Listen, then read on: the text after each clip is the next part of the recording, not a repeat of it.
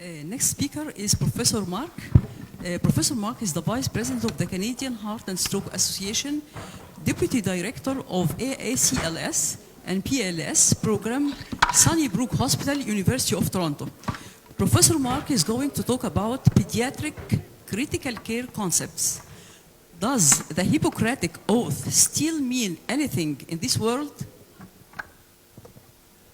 وفي الحقيقة أنا كنت عايزة طبعا بكرر شكر الأستاذ الدكتور أحمد البليدي على المحاضرة العظيمة اللي هو وإحنا اعتدنا من المحاضرات العظيمة دي لغاية ما دكتور مارك يعد نفسه. أنا بقول له حضراتكم إنه بروفيسور مارك عمل معانا هنا في مصر 4 ورك شوبس وكانت من أروع وأنجح ورش العمل.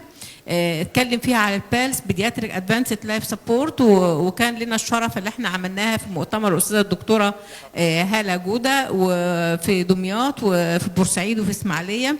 بورسعيد عملناها على شرف رابطه اطفال بورسعيد وفي الحقيقه كان قدم فيه مجهود كبير هو والزميله الاستاذه الدكتوره منى عزام واعتقد ان الزملاء اللي حضروا الورك شوب استفادوا منه استفاده جميله.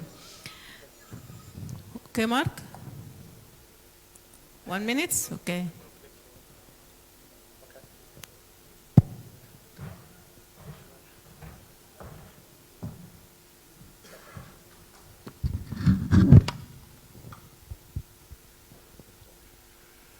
Good afternoon, and thank you for the invitation to speak at a number of your conferences. This is my third conference to be at, or my third time to speak in Egypt on this trip. And I thank you very much for your hospitality and your invitation. My name is Mark Cameron. I am a Canadian by birth. My family is from Scotland, and this is our family crest here, the Cameron family crest. Oh. Can everyone still hear? And I'm the Vice President of the Canadian International Medical Relief Organization. This is our symbol here. So my family motto, historically, is to unite, to join different groups of people together in a common purpose, which is one of the reasons I chose medicine as a career opposed to some other job types. I'll try to speak very slowly. I know a number of people have asked me to speak more slowly. And if I'm speaking too fast, maybe just put your hand up to remind me, and I'll try to slow down, okay? I originally went away to school to become a teacher. I went away to my undergraduate in Australia to Charles Sturt University, returned to Canada, decided I didn't really love teaching small children, and went back to school and took a number of different subjects. Primarily, I work in critical care medicine, so in pre-hospital medicine. I don't work inside a hospital. I work out in the field, and my specialty is disaster planning and critical care medicine. My expertise are everything from small newborn children to really old people. I also went to Harvard University where I studied psychology and psychiatry, but specifically to disasters and a conflict type medicine. My specialty specifically is war medicine, or what we call combat medicine in the austere environment, which is what CIMRO has become quite famous for around the globe. We teach these concepts in many different places. This picture here is in Guyana, which is in South America. We've taught in China. We've taught in Cambodia, Vietnam, South America. We've taught in Europe. And the other day, I just added Egypt to the slide. This is my second time in Egypt, and I hope that we continue. So we'll consider Egypt to be one of our places where we like to go and teach different concepts in medicine. What does the Hippocratic Oath mean today? When I was asked to speak here, I wanted to speak more conceptually, more about a concept than about a specific area of science.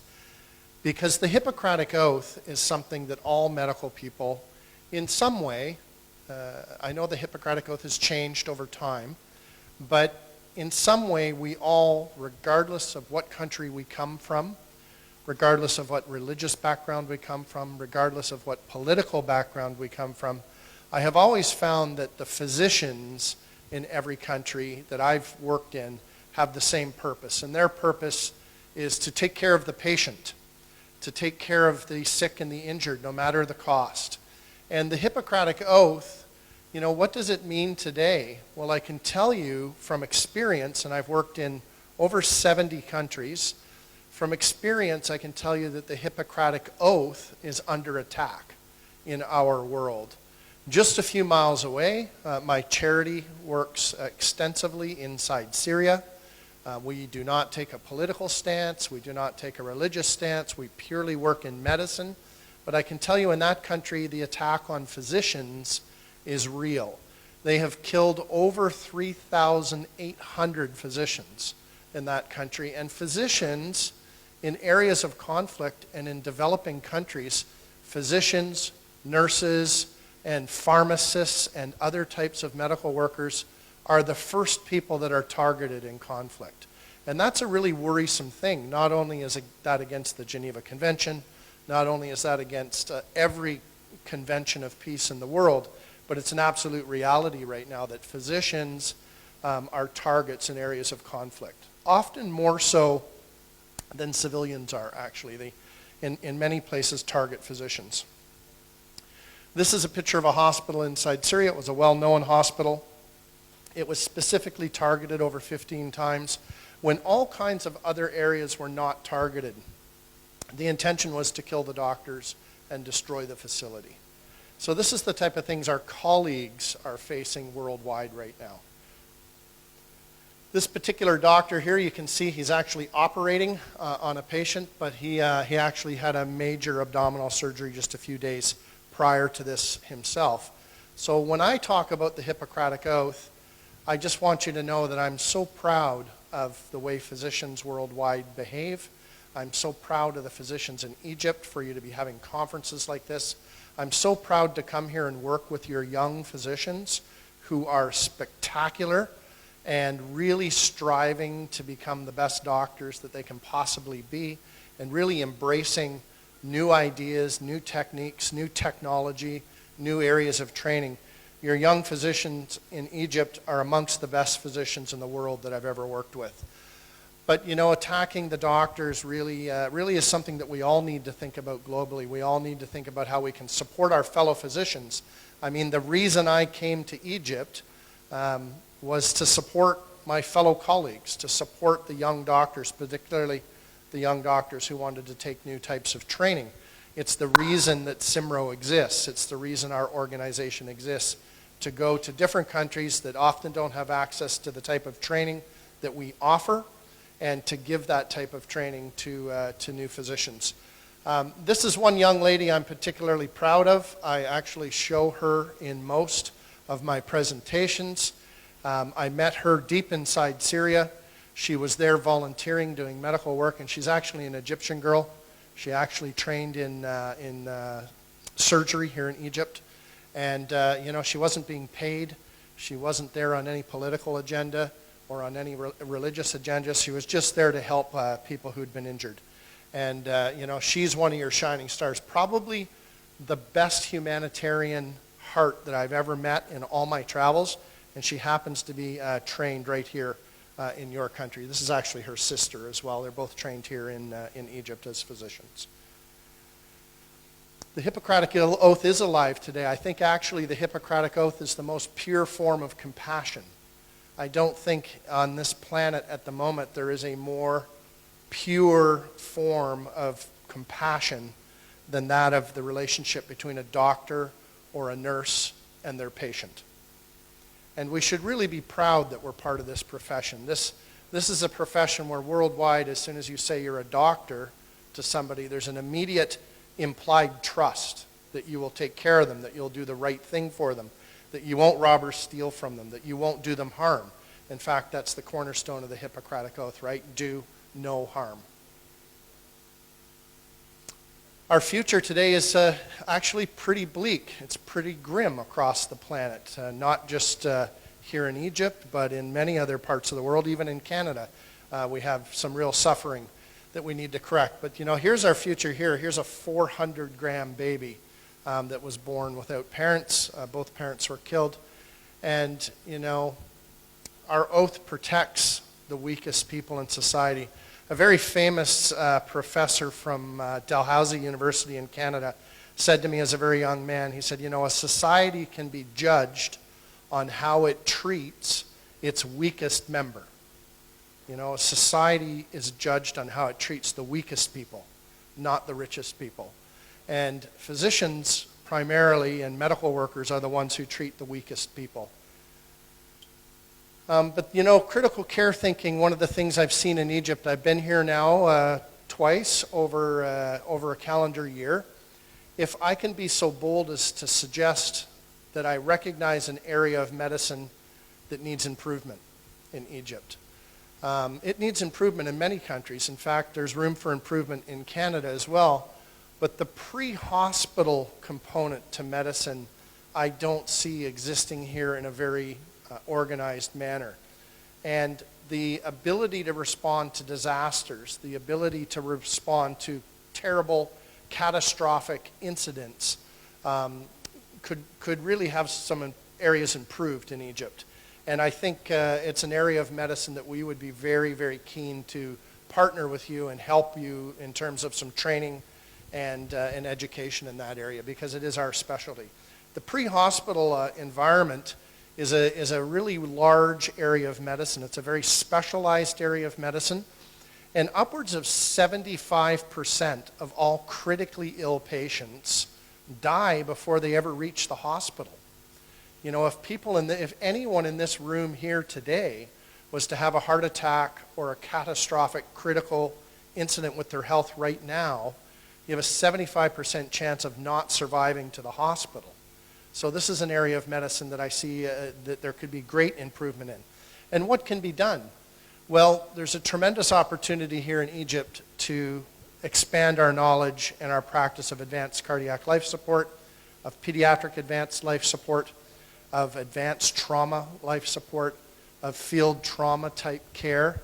And a lot of the things that CIMRO has introduced worldwide are very, very simple concepts that you don't have to be a physician to put into practice. These are a few of the lessons that we've learned worldwide. The professor who spoke just before me, we were chatting just before we started, and he was telling me about being in the hospital recently and nobody being able to get an intravenous on him when he was unwell. This device is called the EZ-IO. We've been teaching some of your physicians how to use this for the last couple of sessions. And really, this device is rapid vascular access. It's better than an intravenous. It's so easy to use. In 10 minutes, I could teach one of the waiters up in the restaurant how to use this as effectively as I could teach a physician how to use it. It's a remarkably simple, easy to use device that allows for rapid central line access, and you can provide about 6 liters per hour of fluid resuscitation through it. You can give all of the drugs that you can give through an intravenous through this, and it's actually very cheap if you consider that it's a central line that really anyone can be trained to put in under 5 or 10 minutes. I'm not sure if this video is going to play here, but if it will, it's going to show you us putting an interosseous in a patient during a bombing. And I just want the physicians in the crowd to imagine putting in a central line under the same conditions, as opposed to putting in an EZ-IO. You'll see how simple it is to put in.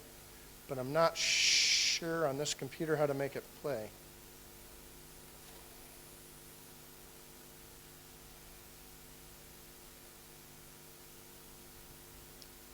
The young man who's running the computer, where did he go? Mina? Mina? Yeah, he's not here though from the look of it. Looks like he's hidden. The video for some reason won't play. If anyone is interested in seeing it at one of the breaks, I'll happily show it to you. This video probably won't play either, but this shows the interosseous in place in the proximal humeral site. A lot of people are comfortable with putting an interosseous in the tibia, but the proximal humeral site is far superior.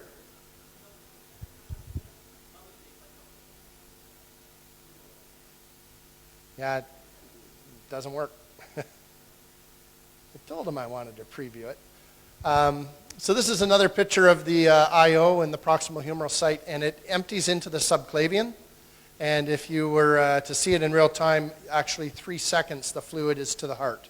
So this is a really, really easy rapid vascular access device that really makes the difference between life or death. Imagine that we had a bombing in downtown Cairo, and there were 30 or 40 people injured in this bombing. And imagine that the police or the army or the first people who showed up on scene could actually start an interosseous on all these critically injured patients. And then imagine that they could give them a drug through this interosseous that would actually stop the bleeding for about an hour. Well, that drug's called tranexamic acid. And now, instead of dying over the next 10 or 15 minutes, all these patients arrive at the hospital and they're alive. And the physicians at the hospital can now do something to save their life. The surgeons actually can do something to save their life. And these are devices that we can train non-medical people to use. So there's tremendous opportunity here for very simple training with really, really high effect. This is a picture actually of a young child with an interosseous in their proximal humerus. Very simple training, very simple airway devices like the King LT airway device. Very simple, very cheap medications like TXA, and very simple devices like the IO could save thousands of lives if we trained a number of our people how to use them. These devices, like I said, are commonly used in advanced trauma life support, commonly used in pediatric advanced life support, and are becoming more common in advanced cardiac life support as well. But the devices that we've chosen to teach worldwide are really simple, really easy to use devices that can go beyond the hospital. In this picture here, we're actually training young Syrian nurses, and I can tell you to use the term nurse in Syria is probably not even appropriate. They really have almost no medical training whatsoever. But in under an hour, we taught all the nurses in this area how to use this device. And instead of waiting for the doctors to show up and start the resuscitation, we now have the nurses in this area going out into the field and starting the resuscitations. And patients like this who have catastrophic injuries, this boy had both of his legs blown off. His left leg was blown off just below the knee. His right leg, which you can't see, is actually amputated just above his ankle. And he had a huge shrapnel injury in his right kidney area, in the posterior aspect. And he likely would have died pre-hospital prior to us training the area physicians in some of these devices. He actually survived to surgery. He survived this event simply because of techniques, training that take less than a half an hour to teach and probably cost less than a couple $100s to teach. How many people does it take to make a difference? Really, it takes very few. Dr. Ammar Zakaria was one of the first physicians in Syria that actually allowed us to come in and work, that allowed us to come in and train. And he received Germany's highest humanitarian award for his efforts. When we first started working in combat medicine outside of Canada, really it was 3 guys, just 3 normal people that decided that we would train some people in a pre-hospital aspect. So there's myself there with the ugly green hat on, and Dr. Khalid Al-Malaji in the middle here, and Dr. Jihad Daman, who is of Syrian descent, but he was born and raised in Canada, went to university in Canada, but his parents and grandparents were Syrian, which is how we ended up working in Syria. 3 simple guys, arguably 4 guys. Dr. Ammar Zakaria let us into the country and allowed us to work.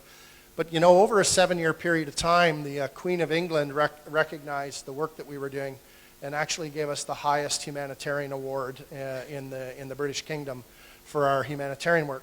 4 simple people introducing really simple devices, really simple training. And, we've kept some statistical data on this. We figure just with our field hospital training alone that we've saved over 6,000 people.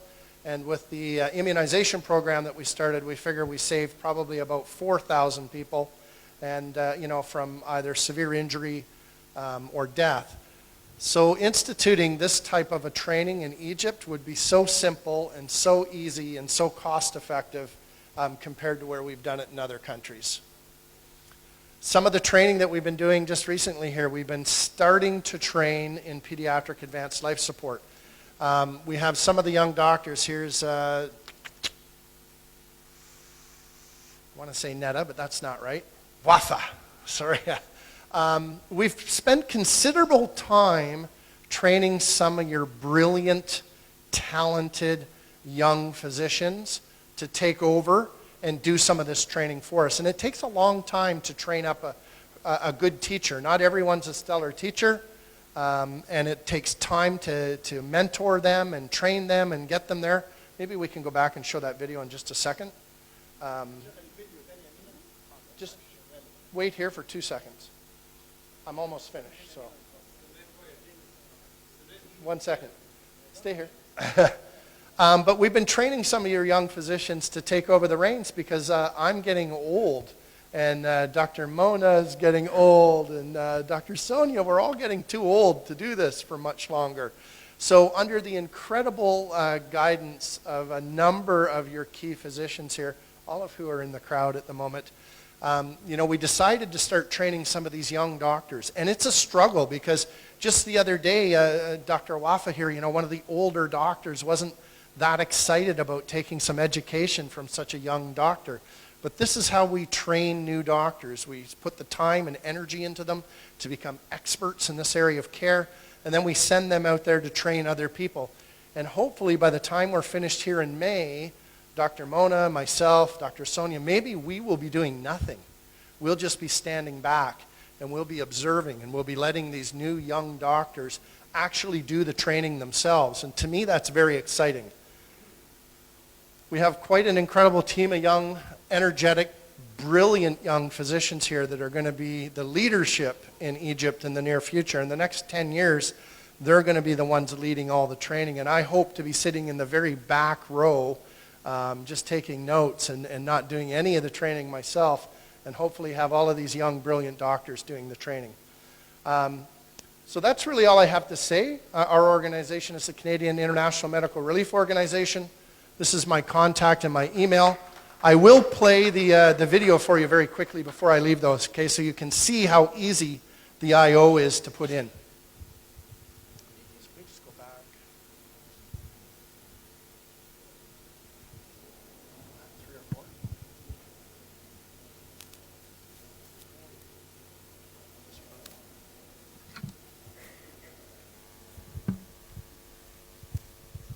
So again, if this will play, I just want you to see how easy this device is to use under kind of catastrophic conditions.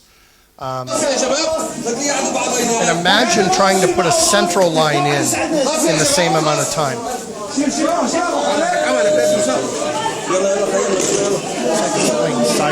وين كانت الضربة وين كنتوا انتوا باي منطقة؟ سكري؟